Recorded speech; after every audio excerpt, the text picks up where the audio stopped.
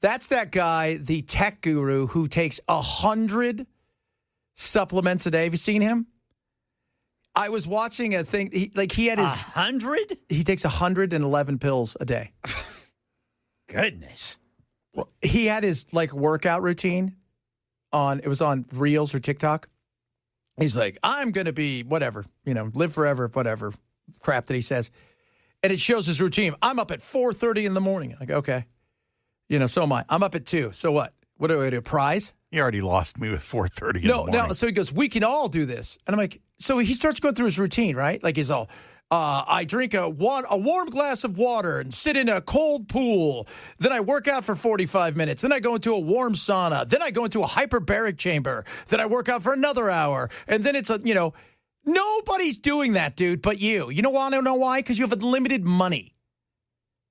Not only that, he has no life other than trying to stay alive. Yeah, it's 6. It's. I went to the comments. All of them said that, dude. You're trying to stay alive, and you're missing life. You're 6 hours a day. He works on staying alive. He's killing himself to live. Yes, he's gonna get hit by a bus, and everybody's gonna go. It's kind of ironic. I heard that song, but he's missing out on life because. And he'll go and say, I have a heart of a 22-year-old. I have the lungs of a 19-year-old. He has all this crap, and my skin is this. Dude, nobody has a hyperbaric chamber at their house. Michael Jackson. Okay, he did, but he's dead. Okay? He just wanted to sleep, and he did for a very, Chad, stop it. This guy, though, is not like that. This guy, Peter Attia, his goal is to get you to live healthier longer. At 75, both men and women fall off a cliff. At 75. At the population level, it's unmistakable what happens at the age of 75. That's what we're up against. That's what I'm thinking about in the practice is how do I create an escape velocity that gets somebody another 15 years there? So the 15 year, what he wants is, and what he's talking about, because nobody gets out alive, right? Nobody does. No, sir. But how can you, if you live to 90, how can instead of those last 10 years, 15 years, you being in a wheelchair, forgetting who you are, basically having somebody wipe your butt and feed you food, how can they get you to the point where you're enjoying your life? I mean, that's kind of what it's all about, especially as you get a little bit older. And so is your goal to minimize or essentially erase that marginal decade? The marginal decade's not going anywhere. We will all have a final decade of life. My goal is to make the marginal decade as enjoyable as possible. The way I explain it to my patients is that last 10 to 15 of your years, if you don't do anything about it, you will fall to a level of about 50% of your total capacity cognitively, physically. Which is true. I mean, and here's something else. This is interesting. He didn't talk about it last night at 60 Minutes, but he talks about it before. One of the big things is? Toe strength. Toe strength is so important, and because it's your balance. Keeps you from falling. It keeps you from falling. Toe strength is one of the big things. And maybe the most important thing, purpose. When you have purpose in life, right? Like you look at Trump. I'll tell you this. Do you think Trump doesn't think about death? He mentions it once a week. He wonders if he's going to get into heaven. Right? Just out of nowhere, it's like, hey, what do you think of this? I don't know. Am I going to get into heaven? Yeah. That wasn't the question, but whatever. Look at Ozzy. He does his last show and I'm retired now, and then boom, dead.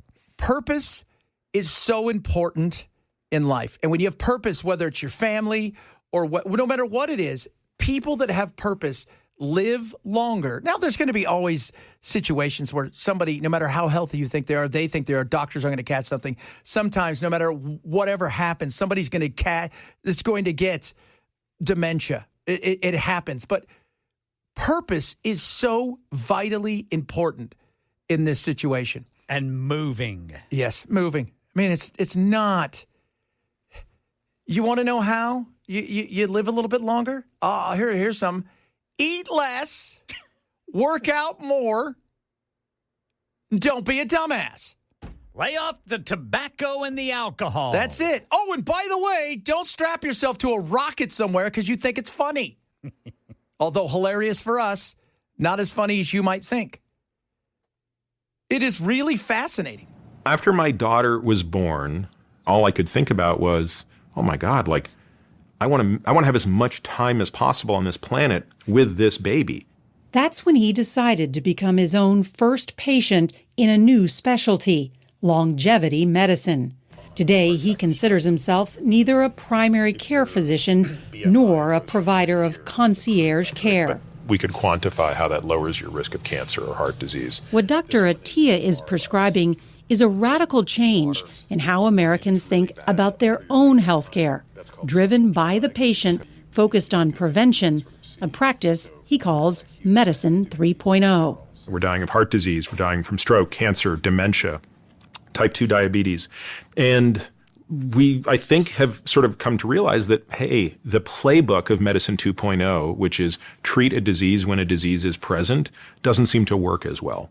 And so the first principle of Medicine 3.0 is you have to take a much longer arc on the prevention of chronic disease. That right there. People want to know, like, last week we talked about Switzerland and Denmark. They get a better result longevity-wise in life. Of most places do. They do, and the reason, it's twofold. First, and this is most important, they're not fat for the most part. They're getting fatter because the one thing we've also exported is crap food to everybody. So they're getting a little bit bigger. But they're thinner and they're living longer because of that weight doesn't add to their diabetes, their heart disease, all of that stuff. Again, work out more, right? Eat less.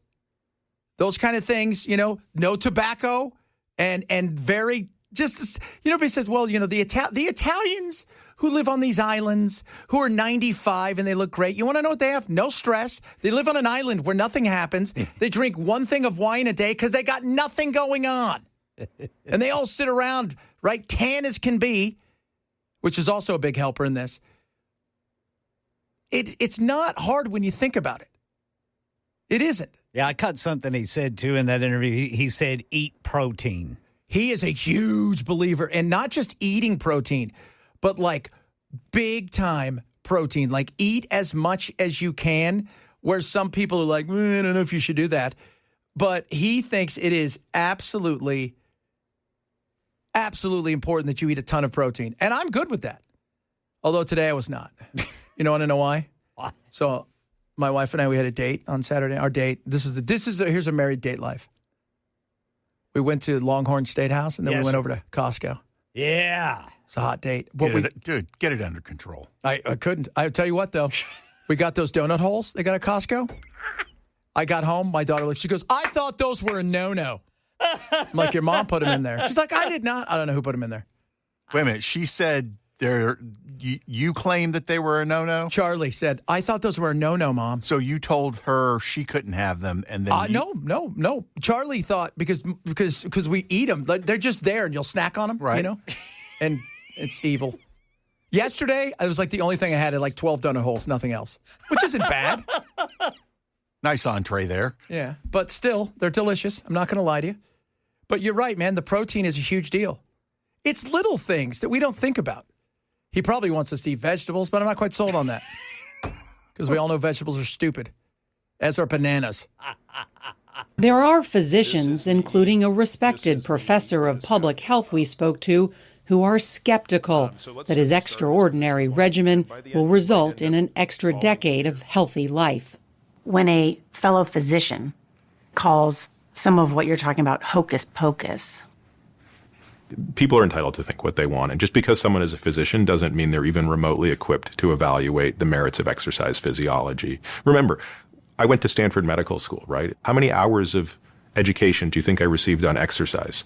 probably a few hours. 0 hours. And how many hours did I receive on nutrition? 0 hours. It was 25 years ago, so maybe things have changed, but I'm pretty sure that if you're talking to other esteemed physicians, they're in the same bucket as me. So, they might not be the ones that are best equipped to be my critics. Probably not. And he only has 75 patients, I think. But if you want to go see him, I'll let you know this. Yeah. It's between 100 and 500,000. So you go see him, and this is what happens. When you go see him, they put you through these workouts. One of them is this V thing where you got this mask on. You look like Bane, and you do all this running, and they want to measure your heart, this, that, and the other. And they do several different things for you for like 2 or 3 days, including take you on a ruck walk where they get you out in the fresh air, and you got a rucksack on. But the big thing, though, when you hear him talk over and over again, he says, the one thing we're going to do is get you where you sit down and you talk about, okay, what's your plan?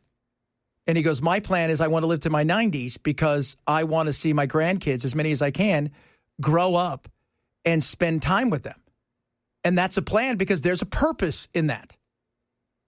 It's just fascinating when you think about it. Again, you're not going to, unlike that other guy who takes 111 pills a day. Crazy. In his 6 hours of workout in between the cold water. You know where that works? Scandinavia. Why? Because they got nothing else. You been to Scandinavia? You been to Iceland? You have, Belle. They're all beautiful, tall, and fit. Yeah, they are.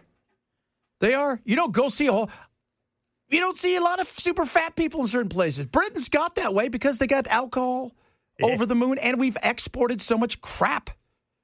Or junk food. Yeah, most of our fast food restaurants have chains have stores over there. Yeah, now. yeah. And in some places, they're packed out all the time. I remember the first time I went to England, there was 1 or 2 McDonald's. Then by when I lived there, Pizza Hut, McDonald's, Burger King, even though that's British, but we supersized it in America. We all kinds of stuff. It's crazy. And Japan, by the way, has got KFC, but KFC is a delicacy. So, did you know that?